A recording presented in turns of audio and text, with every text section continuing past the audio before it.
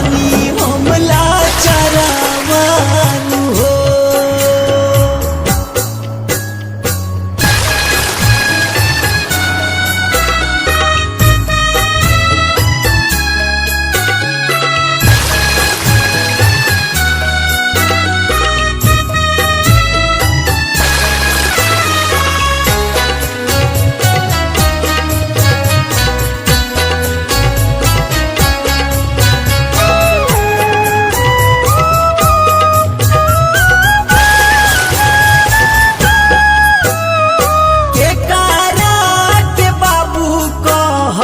केकारा के माई केकारा के दीदी कहब केकारा के भाई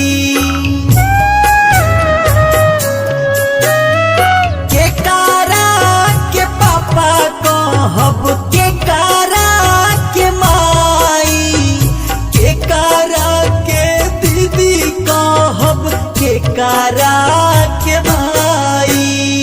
छने भर में लूटी गईल मोरे साना सारावा माई अंगना दुआरावा माई पानी बेसहारावा हो।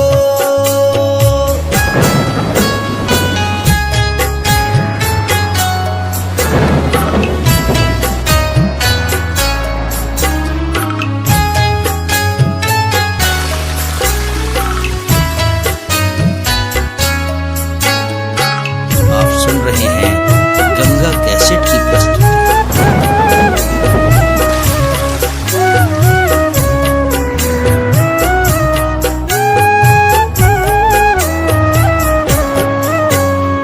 माई हो बेटा के बुझो परेशानिया केकारा से जाके कहीं दुख द कहानिया। माई हो बेटावा के बुझो परेशानिया केकारा से जाके कहीं दुख के कहानिया। दे दो माई वापस मोर परिवारवा ना तो देहब जनावा माई तोहरे कसमावानु हो।